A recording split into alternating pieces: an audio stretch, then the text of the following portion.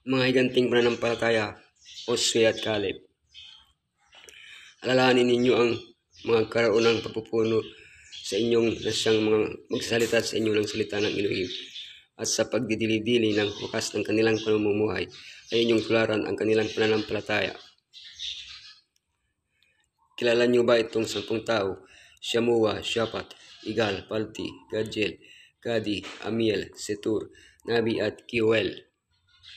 Ang kanyang katanyagan ay binubuo ng pagdududa sa kapangyarihan ng Elohim, at ito ang nagdadala ng kanyang kamatayan at ng buong henerasyon. Ngunit marahil narinig niyo na itong 2 tao, Josue at Caleb.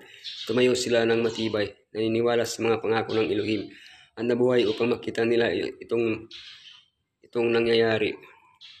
Paano natin magagaya ang kanilang pananampalataya at lubos na magtiwala na kanyang gawin ng Elohim ang imposible gaya nila? Ang pananampalataya ni Caleb, ginagawang posible ang imposible. Ang pananampalataya ng gumagawa, pagpasa sa sulok. Ang pananampalataya ni Josue. Paano magkaroon ng pananampalataya? Ang pananampalataya ni Caleb, ginagawang posible ang imposible. Kayon may pinapaglumo ng mga kapatid na kasama ko ang puso ng bayan, ngunit ako'y lubos na sumunod sa Panginoon kong Elohim. Ang kahulugan ng Caleb ay aso, gaya ng pinakita ng kanyang buhay. Hindi niya natanggap ang pangalang iyon sa panlalait, ngunit dahil sa kanyang hindi natitinag ng katapatan, siya ay tapat habang ang iba ay hindi. Nanatili siyang tapat sa Elohim habang ang iba ay umurong. Nang makita ng 10 espiya na imposibleng masakop ang mga syudad at mahirap talunin ang mga higante, nakita ni Caleb na nasakop ang mga syudad at kinain gaya ng tinapay ang mga higante. Kasama ni Josue, mas bata pa sa kanya, naging matibay siya sa kanyang posisyon kahit gusto silang batuhin ng mga tao. Kanyang halimbawa ay nagpapasigla sa atin na panatilihin ang ating pananampalataya sa Elohim na magagawang posible ang mga imposible sa atin. Pananampalatayang gumagawa. Ngayon may ibigay mo sa akin ang lupaing maburol na ito na sinalita ng Panginoong ng araw na iyon, sapagkat iyong nabalitaan ng araw na iyon kung paano nariyan ang mga Anakeyo at mga bayang malaki at nagkukutaan. Marahil ay sa akin ang Panginoon, at aking sila'y may tataboy na gaya ng sinalita ng Panginoon. Ayon mismo kay Caleb, nang hinilingan siya ng salaysay, nagdala ako sa kanya ng report ayon sa aking panananalig, at sinunod ko ang Panginoon kong Elohim ng buong puso. Dahil sa kanyang katapatan, pinangako sa kanya na mamanahin niya ang anumang katapakan niya na lupa sa pagsisiyasat. Si Caleb ay 80 taon gulang nang pinadala siya na espiya matapos ang 5 taong pagsakop. Siya ngayon ay 85 na, malakas pa ang kanyang katawan at isip, at pareho pa rin ang kanyang iniisip. Dumating ang panahon, kukunin na ang pangako at patunayang hindi sayang ang kanyang mga salita. Sa tulong ng Elohim ay kakainin niya ang mga higanti at sasakupin ang mga syudad. Pagpasa sa sulo. At sinabi ni Caleb, ang sumakit sa Kiryat Sefer at sumakop sa kanya ko papag-asawahin si Aksa na aking anak na babae. Nang nasakop na niya ang bahagi ng teritoryong dapat sa kanya, inisip ni Caleb ang pamana na iniwan niya. Magpapatuloy kaya ang kanyang mga inapo sa pagtitiwala sa Elohim gaya niya. Napatunayan niyang mapagkakatiwalaan niya ang Elohim. Ngayon ay nais niyang makahanap ng may kagaya niyang pananampalataya upang maipasa niya ang sulo sa kanya. Sa dahilan nito, pinangako niya ang kamay ng kanyang anak na babae na sino mang makalupig sa Kiryat Sefer na tinawag ding Deber.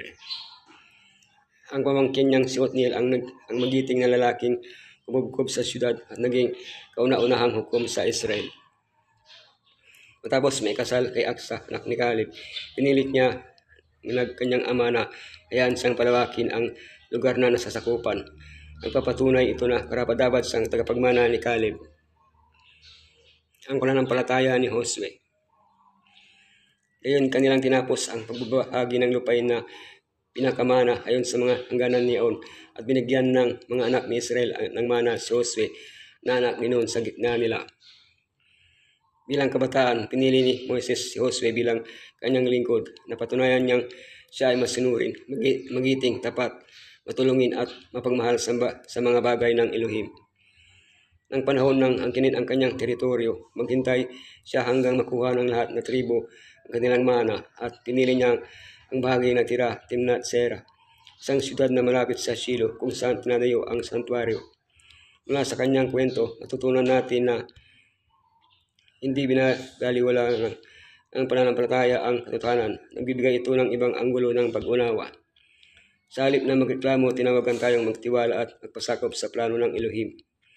Dumarating ang mga pagpapala sa mga nananatiling buo sa Panginoon. Ang buhay sa lahat ng dimensyon ay dapat ipamuhay ayon sa mga planong itinatag ng Elohim.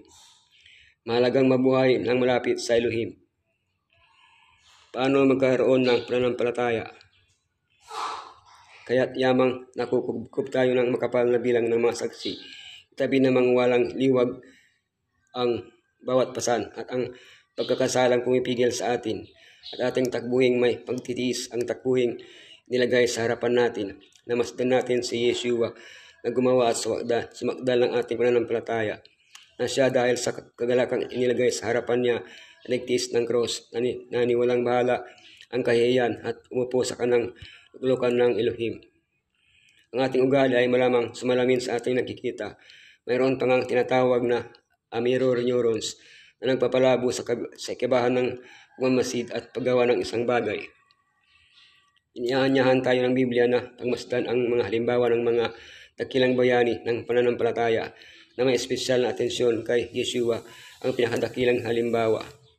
Sa pag-aaral sa buhay ng mga tao ng pananampalataya gaya ni Caleb at Josue, at tututunan natin magtiwala sa Elohim gaya nila, maging mapagpakumbaba gaya nila, magbigay ng patutuo sa katotohanan na may katapangan gaya nila.